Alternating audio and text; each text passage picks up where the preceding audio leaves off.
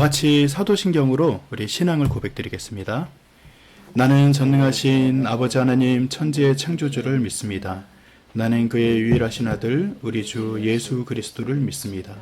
그는 성령으로 잉태되어 동정녀 마리아에게서 나시고 본디오 빌라도에게 고난을 받아 십자가에 못 박혀 죽으시고 장사된 지 사흘 만에 죽은 자 가운데서 다시 살아나셨으며 하늘에 오르시어 전능하신 아버지 하나님 우편에 앉아 계시다가 거기로부터 살아있는 자와 죽은 자를 심판하러 오십니다. 나는 성령을 믿으며 거룩한 공교회와 성도의 교제와 죄를 용서받는 것과 몸의 부활과 영생을 믿습니다. 아멘.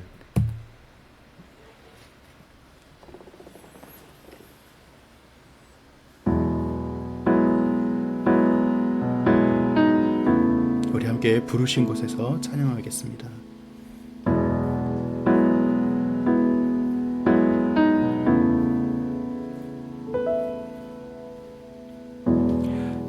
따스한 성령님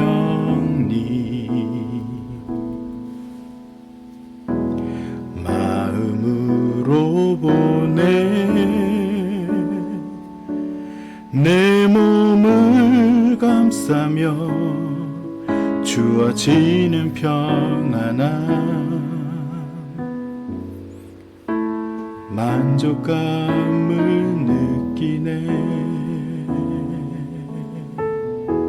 사랑과 진리에 한 줄기 빛보네 내 몸을 감싸며 주어지는 평안함 그 사랑을 느끼네 부르신 곳에서 나는 예배하네 어떤 상황에도 나는 예배하네 부르신 곳에서 나는 예배하네 어떤 상황에도 나는 예배하네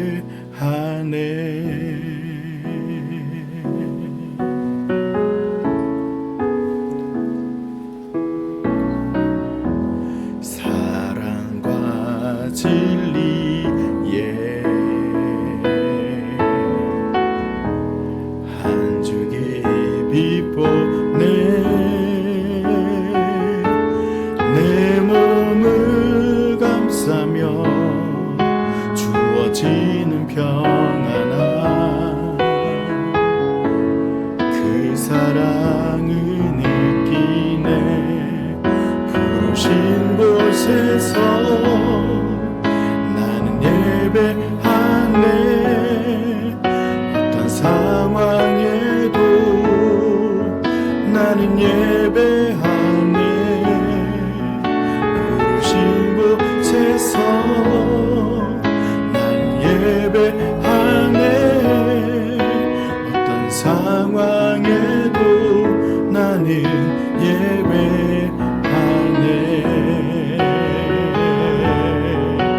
내가 걸어갈 때 길이 되고 살아갈 때 삶이 되는 그곳에서 예배하네 내가 걸어갈 때 길이 되고 살아갈 때 삶이 되는 그곳에서 예배하네 부르신 곳에서 나는 예배하네 어떤 상황에도 나는 예배하네 부르신 곳에서 나는 예배하네 어떤 상황에도 나는 예배하네 어떤 상황에도 나는 예배하네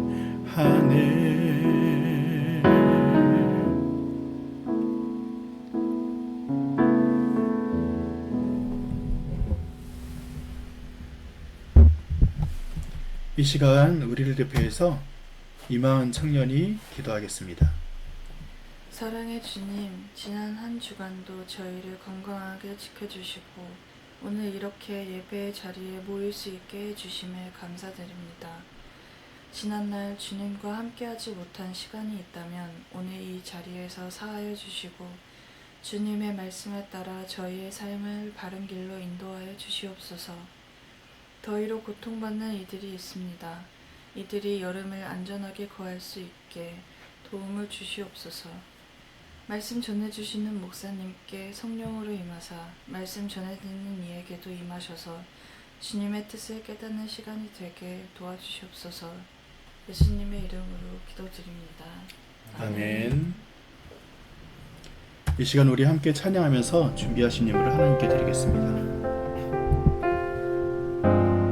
내가 여기 사오니 나를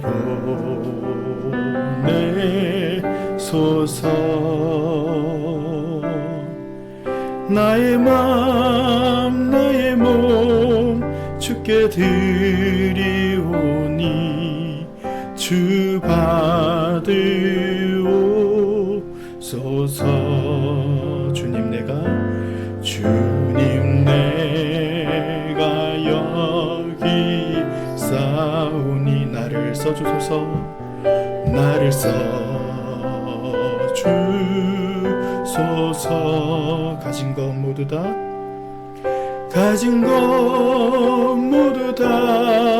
주께 드리오니 주 받으옵소서. 할렐루야. 찬양합니다.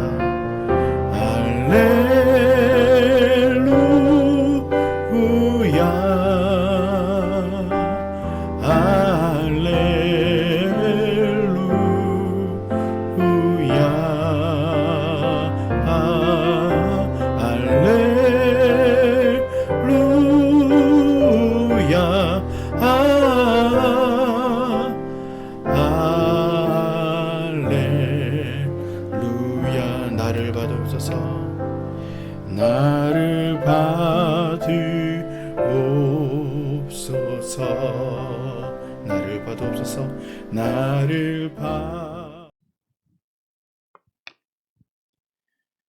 오늘 우리에게 주신 하나님의 말씀은 예레미야 50장 33절부터 46절까지의 말씀입니다. 우리 한 절씩 교독할까요? 제가 먼저 읽겠습니다. 나 만군의 주가 말한다. 이스라엘 자손과 유다 자손이 다 함께 억압을 받고 있다. 그들을 포로로 잡아간 자들이 모두 그들을 단단히 붙잡아두고 보내주기를 거절하였다. 그러나 그들의 구원자는 강하니 그 이름은 만군의 주다. 내가 반드시 그들의 탄원을 들어주어서 이 땅에 평화를 주고 바빌로니아 주민에게는 소란이 일게 하겠다. 나 주의 말이다. 칼이 바벨로니아 사람을 친다. 바벨로니아 주민을 친다. 그 땅의 고관들과 지혜 있는 자들을 친다. 칼이 점쟁이들을 치니 그들이 어리석은 자들이 된다. 칼이 그 땅의 용사들을 치니 그들이 공포에 떤다. 칼이 그들의 말과 병거와 그들 가운데 있는 모든 외국 군대를 치니 그들이 모두 무기력해진다. 칼이 그 땅의 보물창고를 치니 보물이 모두 약탈을 당한다. 가뭄이 땅에 물을 치니 물이 말라버린다. 바빌로니아는 온갖 우상을 섬기는 나라이니 그 땅에 사는 사람들이 그 끔찍스러운 우상들 때문에 미쳐버릴 것이다. 그러므로 바빌론 도성에서는 사막의 짐승들과 이리들이 함께 살고 타조들도 그 안에서 살 것이다. 그곳에는 다시는 사람이 살지 않을 것이며 그곳에는 영영 정착하는 사람이 없을 것이다. 소돔과 고모라가 그 이웃 성읍들과 함께 멸망하였을 때와 같이 바빌론 도성에도 다시는 정착하여 사는 사람이 없을 것이며 그곳에 머무르는 사람이 없을 것이다. 나 주의 말이다. 보아라, 한 백성이 북녘에서 오고 있다. 큰 나라가 온다. 수많은 왕들이 저 먼 땅에서 떨치고 일어난다. 그들은 활과 창으로 무장하였다. 잔인하고 무자비하다. 그들은 바다처럼 요란한 소리를 내며 군마를 타고 달려온다.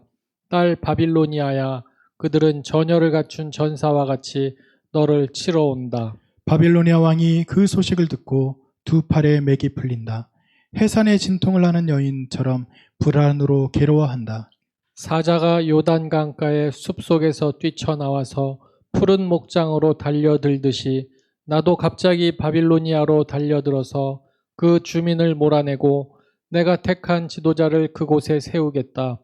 나와 같은 자가 누구며 나로 더불어 다툴 자가 누구며 나에게 맞설 목자가 누구냐. 그러므로 너희는 나 주가 바빌론 도성을 두고 세운 계획을 듣고 바빌로니아 사람들의 땅을 두고 생각한 나의 구상을 들어보아라. 양떼 가운데서 아주 어린 것들까지 끌려갈 것이니 온 목장이 황무지가 될 것이다. 바빌론 도성이 함락되는 소리가 땅을 흔들고 그들의 소리가 세계 만민에게 들릴 것이다. 아멘. 신관우 목사님 말씀 전해 주실 때 은혜 많이 받으시기 바랍니다.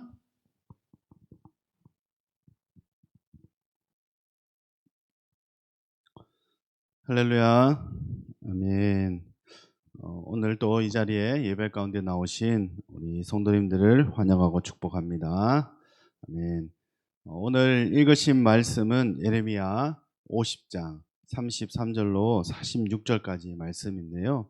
제목은 바벨론의 심판이라는 주제로 말씀을 드리고자 합니다. 예레미야가 우리를 쭉 묵상하고 계시는데요. 예레미야는 총 52장으로 마무리되어집니다. 52장 중에 마지막 50장부터 52장까지는 바벨론의 심판에 대한 메시지로 마무리를 맺게 됩니다. 우리가 2주 전에 우리 임요한 담임 목사님께서 전해주셨던 그 말씀 가운데 40장쯤 했을 때 예레미야가 예루살렘에서 하나님의 말씀을 전했는데 그 말씀의 주제가 무엇이었냐면 바벨론에 항복하라였어요. 바벨론에 항복할 때에 하나님의 뜻이 이스라엘 민족에게 향할 것이다 라고 말씀하셨고, 그것에 순종하기가 굉장히 어려웠던 면이 있었죠. 그렇지만 그 메시지에 순응했던 사람들은 포로로 끌려갔고, 반대했던 자들은 바벨을 통해서 심판을 받는 그런 결과를 맞이했습니다. 그런데 오늘 본문에서는 이제 그 심판의 도구였던 바벨론이 이제는 도리어 하나님의 심판을 받을 것이다 라는 예언적 메시지가 담겨져 있다라는 것입니다. 그래서 오늘 바벨론의 심판에 대해서 말씀을 쭉 한번 살펴볼 예정인데요. 먼저 우리가 일상생활을 살아가다 보면은 우리가 많이 사용하는 것이 있어요. 보통 이제 이런 도구 같은 공구들을 우리 일상생활에 한 번씩은 사용해 보신 경험들이 있을 것 같습니다. 공구 중에 대표적으로 조이고 푸는 드라이버라든지 아니면 자르는 톱이라든지, 그리고 니퍼나 또 망치, 또 줄자, 가구의 크기나 여러 가지를 재을 때 줄자를 사용하죠. 그리고 자를 때 커터칼 등 여러 가지 우리가 공구를 사용하는데, 이런 공구들은 저마다 사용 용도가 정해져 있습니다. 그 중에서 우리가 목수들은 여러 도구들을 유용하게 다들 많이 사용하는데요. 주로 많이 사용하는 도구가 있다면 망치일 것입니다. 그래서 제가 목수가 사용하는 망치들이 얼마나 다양하게 있는가 한번 사진을 한번 가져와 봤습니다. 먼저 첫 번째 사진입니다.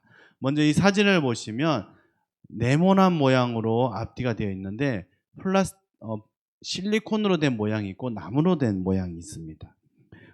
나무로 된 모양은요, 어떤 목공 용도로 조각할 때 나무를 이렇게 두드리거나 할 때 목공 용도로 많이 사용하고요.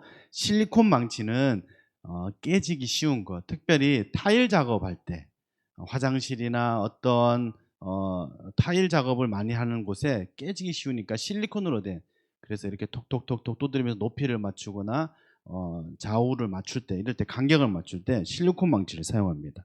또는 앞이 뾰족한 망치가 있는데 우측의 사진에 이 망치들은 조각용으로 많이 사용해요. 돌을 깎는다든지 이런 조각용.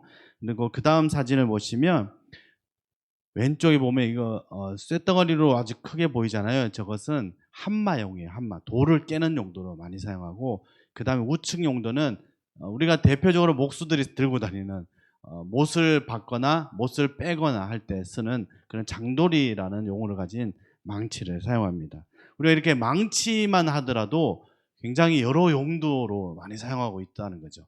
그런데 타일 작업할 때 아까 제가 실리콘용으로 된 망치를 사용한다고 말씀드렸는데, 타일 작업할 때 한마용 망치를 사용해서 두드리면 어떻게 될까요?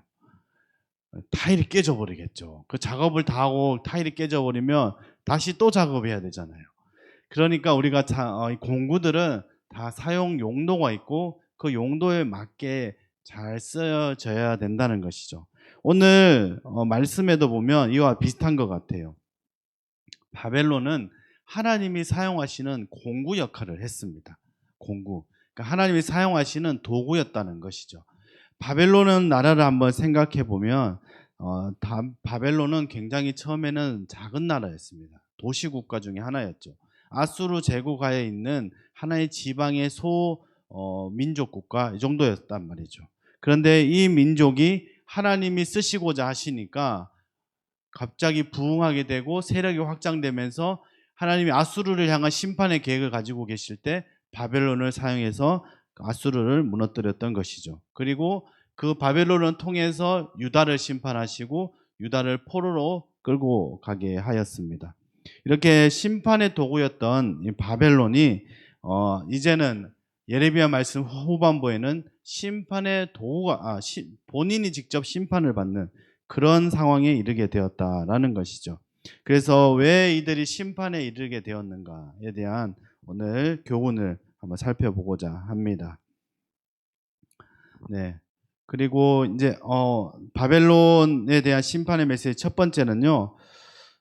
당시 예레미야는 예루살렘에서 말씀을 전하고 있었습니다. 2주 전에 우리 목사님께서 잘 설명해 주셨는데 그달리아가 있었어요. 그달리아는 바벨론으로부터 총독으로 유다를 다스리는 총독으로 임명받은 사람이었습니다. 그러니까 친바벨론 주의자였다고 보면 되겠죠. 그달리아와 그다음에 그달리아를 따른 사람들이 있었는데 이 사람들에게 대항하는 민족주의자들이 있었습니다. 그 사람이 누구인가 하면 이스마엘이라는 사람입니다. 이스마엘. 그 이스마엘 사람과 그 추종자들이 그달리아를 죽이게 됩니다. 그래서 그들을 죽이게 되니까 상황이 어떻게 갑자기 급변하게 됩니까? 바벨론의 반역자가 된 꼴이 되는 거죠. 그러면 당연히 이제는 바벨론에서 큰 군사를 일으켜 유다를 다시 한번 침략하고 살육을 할 것이 예정되어 있다라고 보시면 됩니다. 이런 이스마엘의 자행의 소식을 듣고 이때 가레의 아들 요하난과 군 지휘관들이 그들을 찾아갑니다. 그들을 징계하려고 찾아갔겠죠. 그럴 때 찾아갔을 때 그때 이스마엘 사람들은 이스마엘과 그 주변 지휘자들이 도망을 갑니다. 도주를 하는데 암몬으로 도주해 버립니다. 그러자 큰일 났습니다. 지금 이스마엘과 주동자들, 총독을 죽인 주동자들은 도망갔고 자기들이 유다에 남아있는 상황에서 이제는 자기들이 피해를 볼 것 같아서 애굽으로 도주를 계획합니다. 그때 도주할 때 데리고 갔던 사람이 누구냐면 예레미야였던 것이죠.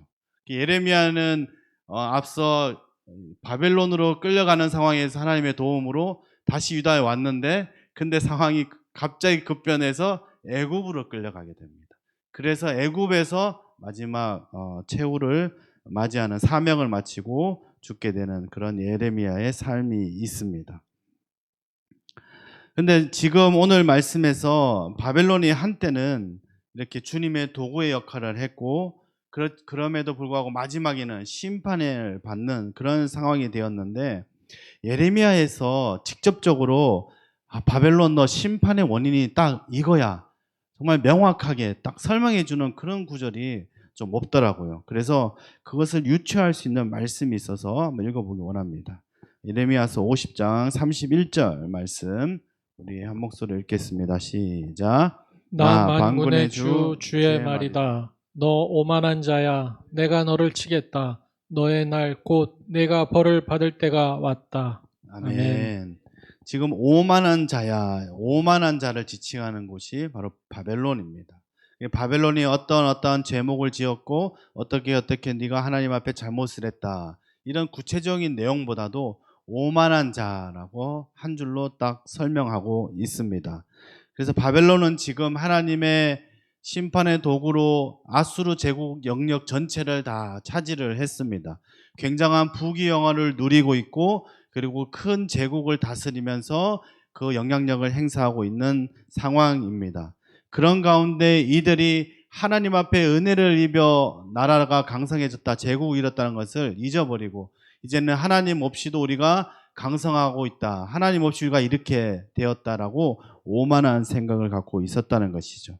그래서 그 오만한 생각을 잘 풀어주면서 상황적으로 이렇게 보여주는 내용이 있어요. 그 내용이 다니엘서에 나와 있더라고요. 우리 다니엘서의 4장 29절에서 31절 말씀 한번 읽어보겠습니다. 함께 읽습니다.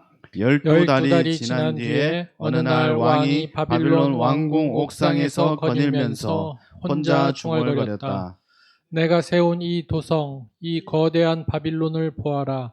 나의 권세와 능력과 나의 영화와 위엄이 그대로 나타나 있지 않느냐.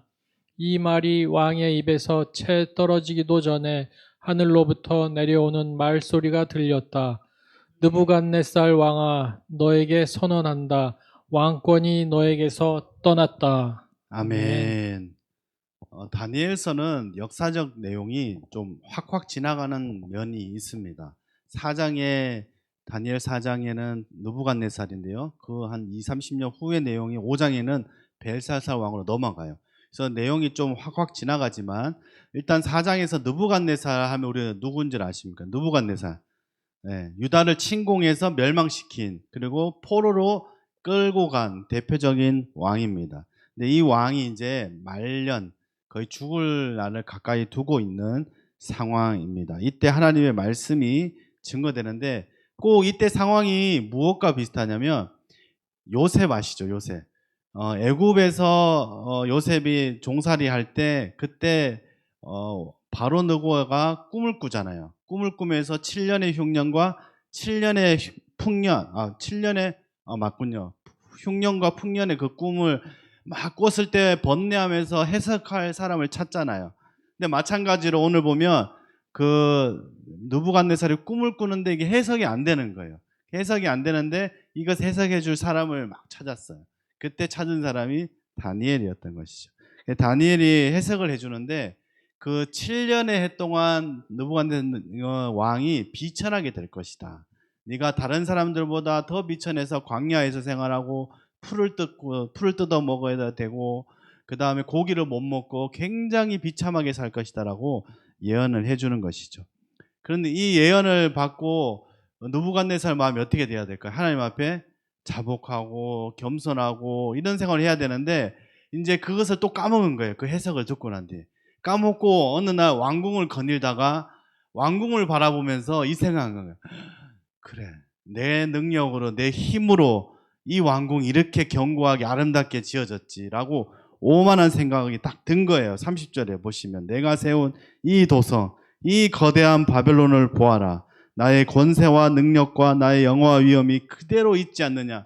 막 이렇게 자화자찬하면서 막 이렇게 중얼중얼 거렸어요. 이때 하나님께서 딱 들으시고 그 앞전에 다니엘 통해서 해석해 준 그 말이 실현이 된 겁니다. 그래서 곧장 느부갓네살은 왕위에서 물러나서 광야로 비천한 7년의 삶을 살게 된 것이죠. 이처럼 느부갓네살의 예를 통해서 알 수 있는 사실은 당시 바벨론이라는 이 사회가, 바벨론이라는 제국은 하나님을 통해서 자기들이 제국을 이뤘음에도 불구하고 하나님에 대한 경외심이 없고 오로지 폭력과 폭정으로 제국을 다스리고 있었다는 것이죠. 하나님은 항상 그 나라들을 향하여 공의를 행하고 가난한 사람들을 압제하지 말고 또 백성들을 하나님의 뜻 가운데 잘 다스리기 원하지만 그것을 지키지 않을 때 반드시 하나님이 그 책임을 묻겠다고 말씀하시거든요. 근데 지금 바벨론은 그 자신의 힘과 권력과 군사력을 가지고 그 넓은 영토의 제국 내에 있는 나라들을 압제하고 있었다라는 것을 우리가 알 수 있습니다. 그래서 그 느부갓네살이 7년 후에는 다시 그 회복을 하고 회개를 하고 왕권을 다시 돌아와서 마지막 여생을 잘 살았습니다. 그런데 느부갓네살이 죽자 어떻게 됐습니까? 그 자녀 때 피비린내라는 이제 살육의 현장이 이어집니다. 그 아들이 살해당하고 사위를 통해서 이제 왕권이 계승이 되는데 그 느부갓네살의 외손자가 마지막 왕인 벨사살 왕입니다. 이처럼 이스라엘 역사가 다윗의 후대가 계속 내리막길을 걸었던 것처럼 찬란하고 화려했던 그 느부갓네살의 그 제국의 영화가 아들 때에서부터 계속 내리막길을 걸어갑니다. 그렇게 이제 바벨론이 내리막길을 걸어가고 있는 가운데 이제 하나님이 예레미야 지금 50장부터 바벨론을 향한 본격적인 심판의 메시지를 전파하기 시작합니다. 그 전파함에 있어서 다시 또 바벨론을 심판하는 도구가 누구냐면 북쪽에서 내려올 나라 민족이라고 말씀합니다. 그 북쪽에서 내려올 나라 민족을 지도를 통해서 잠깐 한번 설명을 드리겠습니다. 지도 보시면 우측 상단에 메데라는 동그라미 쳐 있는 나라가 보일 것입니다. 그 메데 족속과 우측 하단의 페르시아 바사인데요. 메데와 바사가 연합군을 이루어서 왼쪽인 바벨로니아 제국으로 점령해 들어왔다는 것이죠. 네. 그래서 바벨로니아는 유프라테스 강과 티그리스 강이 만나는 그 중간 지역에 아주 비옥한 그런 땅이기도 합니다. 그래서 저를 보여주시면요, 메데와 바사는 연합군이면서 결혼 동맹 관계입니다. 메데 왕 다리오 왕이 자기 딸을 그 바사인 고레스에게 주었어요. 그래서 고레스 입장에서는 다리오 왕이 외삼촌이자 장인입니다. 그래서 결혼 동맹을 가진 이 연합군인데요. 이 연합군이 드디어 이제 바벨론을 침략해 들어갑니다. 그래서 이 두 세력이 얼마나 강했던지 특별히 하나님이 보이지 않는 손으로 이 메데 바사를 이끌고 계신다는 거죠. 그래서 이 바빌로니아 전체가 차지했던 그 땅 가운데 메데와 바사 연합군이 이제 세력을 얻고 확장해 가는 가운데 이제 다 정복해 갔어요. 다 정복했는데 마지막으로 남은 곳이 있다면 바벨론, 이 성읍 도성이 남았습니다. 그래서 주전 541년경에 이제 바벨론을 포위하기 시작했고 2년 동안 포위를 했다고 합니다. 그래서 2년 동안 포위하고 가운데 마지막 항쟁을 막 벌여야 되는데 근데 상황이 그렇게 흘러가지 않아요. 상황이 좀 이상하게 흘러갑니다. 한번 말씀을 볼까요? 다니엘서 5장 1절 2절입니다. 1절 2절 함께 읽겠습니다. 벨사살 왕이 귀한 손님 1000명을 불러서 큰 잔치를 베풀고 그 1000명과 더불어 술을 마셨다. 벨사살 왕은 술을 마시면서 명령을 내려서 그의 아버지 느부갓네살 왕이 예루살렘 성전에서 가져온 금그릇과 은그릇들을 가져오게 하였다. 왕과 귀한 손님과 왕비들과 후궁들이 모두 그것으로 술을 마시게 할 참이었다. 아멘. 다니엘서 5장 연회 끝나고 난 뒤에 그날 밤에 벨사살 왕이 죽었다라고 기록되어 있거든요. 그러니까 지금 이 5장의 1절부터 이 상황이 무엇이냐면 바벨론 성이 2년 동안 포위당하고 있는 상황입니다. 포위에 막바지 상황입니다. 그런데 1절에 어떻게 시작하고 있습니까? 귀한 손님 1000명을 불러서 큰 잔치를 베풀고 1000명과 더불어 술을 마셨다라고 기록하고 있습니다. 보통 나라의 마지막 모습이 딱 떠오르지 않습니까? 한 나라가 망할 때쯤에는 왕과 고위 관리들이 부패가 이루 말할 수가 없습니다. 부정부패. 그 다음에 백성들을 전혀 돌보지, 백성들의 삶에 관심이 없고요. 그 다음에는 국방과 외교의 부재입니다. 나라를 돌보지 않는 거죠. 마찬가지로 지금 벨사살 왕은 메데와 바사 연합군이 자신의 있는 그 제국을 점령해 가면서 이제 자신의 그 성읍 코앞까지 와서 2년 동안 포위하고 있는데도 불구하고 지금 한가롭게 연회를 베풀고 있다라는 것이죠. 근데 그 연회가 이제 그 바벨론 있는 지방 성읍들이 다 점령당하다 보니까 도성으로 쫓겨온 거예요. 피난을 온 상황입니다. 그러니까 관리들이나 귀족들이나 왕족들이 피난을 와서 바벨론 성에 있는데 그런데 이들이 지금 2년 동안 갇혀 있으면서 연회를 가지고 있다는 것이죠. 이게 굉장히 웃긴 사건입니다. 이 성경의 내용을 보면 그냥 일반적인 연애 같기도 하고 그냥 되게 평이해 보이지만 지금 역사적인 상황으로 봐서는 굉장히 긴급하고 위험한 상황입니다. 근데 지금 이들이 연애를 벌이고 있다는 것이죠. 그래서 벨사사 왕이 이렇게 연애를 베푸는 가운데 그런 가운데 이제 하나님의 말씀이 임하는 거죠. 갑자기 한번 사진 한번 볼까요? 그림 사진을 보시면 지금 연애 장소에서 이거 먼저 설명하는 게 좋겠군요. 이 사진은요, 벨사살 왕 2년 동안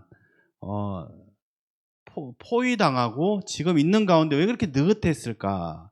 이게 굉장히 궁금하잖아요. 왜 그러냐면 바벨론 성을 복원한 현대적인 이미지예요.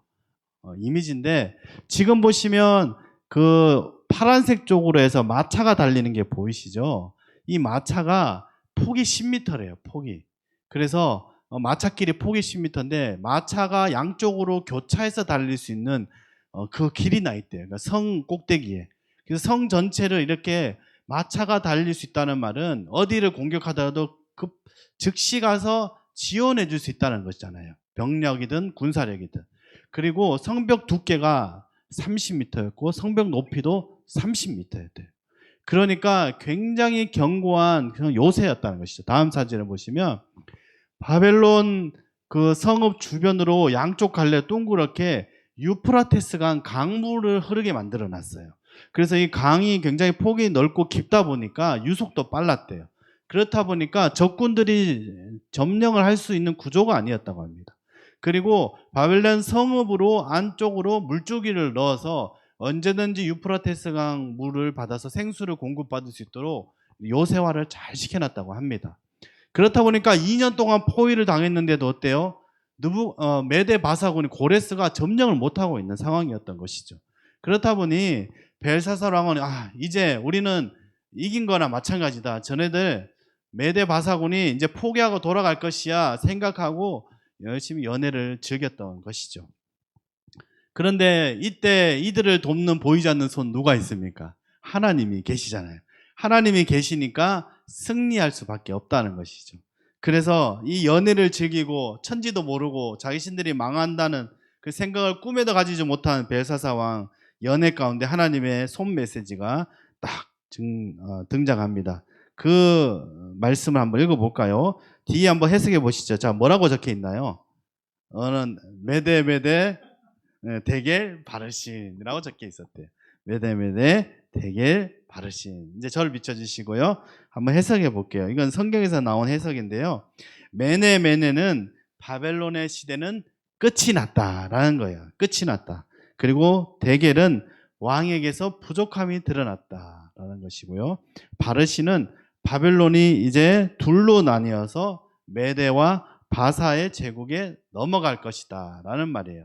즉 이제 벨사살 왕이 통치하고 있는 바벨론 제국은 끝이 났다. 점령당할 것인데 메대 바사군의 연합군에 의해서 너희가 끝이 날 것이다 라는 최후의 메시지였던 것이죠. 이 메시지를 듣고 이제 연애가 끝이 나고 그 밤에 벨사살 왕이 죽고 함락이 되었다는 것이죠. 오늘 이 말씀을 통해서 우리가 한 가지 좀 살펴보기를 원합니다. 무엇이냐면 하나님께서는 어떠한 하나님의 뜻을 이루기 위해서는 어떠한 누군가를 사용합니다. 특별히 바벨론은 유다를 심판하기 위한 하나의 도구로서 사용을 했습니다. 북이스라엘을 심판하기 위해서 아수르를 사용했고 그 아수르도 하나님의 심판으로 죄악 가운데 살다가 하나님의 심판을 바벨론을 통해서 받게 되고 멸망합니다. 마찬가지로 유다도 바벨론을 통해서 죄악 가운데 살았던 그 유다가 하나님의 선민이었던 그 유다가 바벨론을 통해서 멸망에 이르게 됩니다. 그렇지만 자기들은 이제 가장 힘이 세었고 자기들은 찬란한 영광을 누리며 살고 있는 그 가운데 자신들은 멸망하지 않을 거야. 우리가 이 도성을 보면 절대로 멸망할 수 없어. 우리의 재력과 우리가 가진 이 국력이라면 누구도 우리를 무너뜨릴 수 없을 거야 라고 생각했지만 하나님께서 움직이시니 그 찬란하고 강인하고 강성하고 견고한 바벨론이라 할지라도 하나님이 그 땅을 심판하고 무너뜨렸던 것입니다.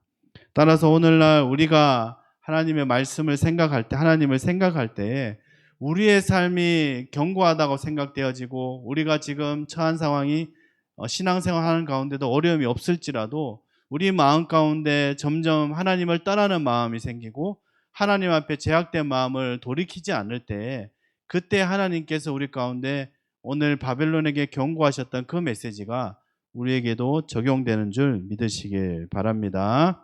아멘. 그래서 우리가 하나님 앞에 날마다 겸손하게 하나님 말씀에 비추어서 특별히 오늘 예레미야의 말씀을 통해서 유다에게도 경고의 말씀 그리고 바벨론에도 경고의 말씀이 갔던 것처럼 오늘 우리에게도 이렇게 하나님의 그런 경고의 말씀이 필요한 줄 믿으시길 바랍니다. 아멘.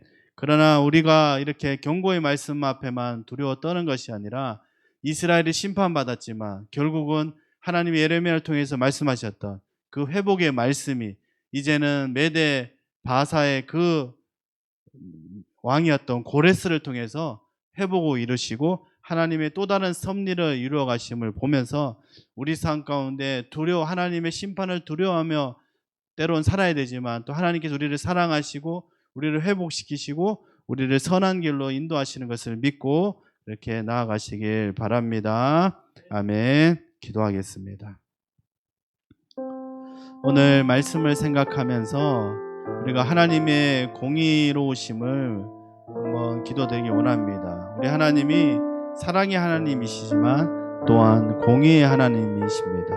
하나님은 그 죄악을 절대 관과하지 않으시며 하나님 자신을 떠나는 것을 가장 싫어하심을 발견하게 됩니다. 하나님 오늘 말씀을 통해서 한때는 하나님의 도구였고 또 하나님의 사용되어진 그런 좋은 도구였던 그 바벨론이 하나님 앞에 심판받는 모습을 보면서 우리 삶 가운데에서도 하나님의 도구로서 이 땅에서 다른 영혼들을 구원하는 용도로 또 하나님의 사람으로 교회에서 역할을 맡은 자로 살아가지만 우리의 마음 가운데 중심이 무너질 때에 하나님을 향한 마음이 무너질 때에 우리도 하나님 앞에 공의로우신 하나님을 대면하게 될 수가 있습니다. 오늘 이 시간 우리 주님 앞에 마지막으로 기도드릴 때 하나님 우리의 마음을 만져 주시옵소서. 우리 마음 가운데 하나님을 떠난 마음이 있다면 만져주시고 다시 돌이키는 마음을 주시옵소서라고 이 시간 함께 주여 한번 외치시면 기도하겠습니다. 주여 아버지 하나님 감사합니다. 하나님 오늘 주님의 그 크신 섭리를 바라보게 됩니다. 하나님 그 하나님이 선택하신 이스라엘 백성이라 할지라도 하나님께서 그들의 죄악을 하나님 관과하지 아니하시고 그들을 하나님 정말 심판하시고 쳐서라도 다시 주님 앞에 돌아오기를 원하시는 그 하나님의 애절함과 그 하나님의 마음을 깨닫습니다. 하나님 자신이 심판의 도구로 사용했던 바벨론이 끝내 교만함으로 점철되어질 때에 하나님께서 그들 또한 심판이 됨을 오늘 또 보게 됩니다. 하나님 우리의 삶 가운데 우리가 하나님의 백성으로 살아갈지라도 우리가 삶 가운데 하나님의 교회 성도로서 또 하나님 직분자로서 살아갈지라도 하나님 앞에 그 중심을 잃어버릴 때 우리가 그 공의로우신 하나님 앞에 서게 되는 것을 우리가 기억합니다. 하나님 주님 앞에 날마다 거룩하고 또 주님 앞에 말씀 앞에 서며 하나님 앞에 바로 잡는 신앙이 온전히 바로 설 수 있는 자가 될 수 있도록 주님 우리를 인도하여 주시옵소서. 하나님 우리 좋은 나무교회를 축복하여 주시고 우리 삶 가운데 매일 말씀의 능력이 나타나고 성령의 조명하심으로 날마다 거룩한 길로 하나님 원하시는 길로 하나님 뜻 가운데 살아가기로 날마다 걸어가게 하여 주시고 다짐하게 하여 주시옵소서. 우리의 삶을 하나님의 선한 길로 인도하시고 가정마다 직장마다 또 하나님께서 복을 주시고 또 우리 자녀들도 하나님 군생활에서 또 자녀들 학업 가운데에서 날마다 지켜주시고 그들을 주님의 삶으로 주님의 하나님 나라의 귀한 선한 사업에 동참하는 자로 날마다 걸어가게 하여 주시옵소서.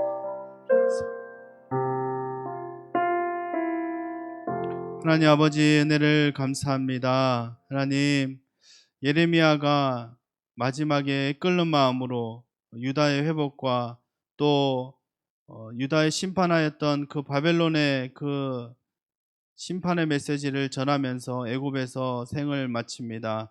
하나님 정말 하나님이 원하셨던 그런 삶을 살아드리는 것이 하나님의 뜻이고, 또 하나님의 뜻 가운데 벗어났을 때 하나님 앞에 돌아오게 하는 것이 하나님의 뜻임을 오늘 묵상하고, 또 하나님의 뜻임을 오늘 설교를 통해서 깨닫게 하셨사오니 우리 좋은 나무교회 성도님들 하나님 뜻 가운데 온전히 걸어갈 수 있도록 그 삶을 인도하여 주시옵소서.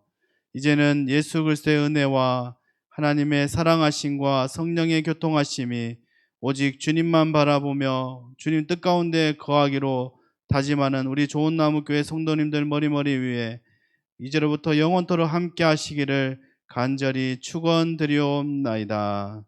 아멘.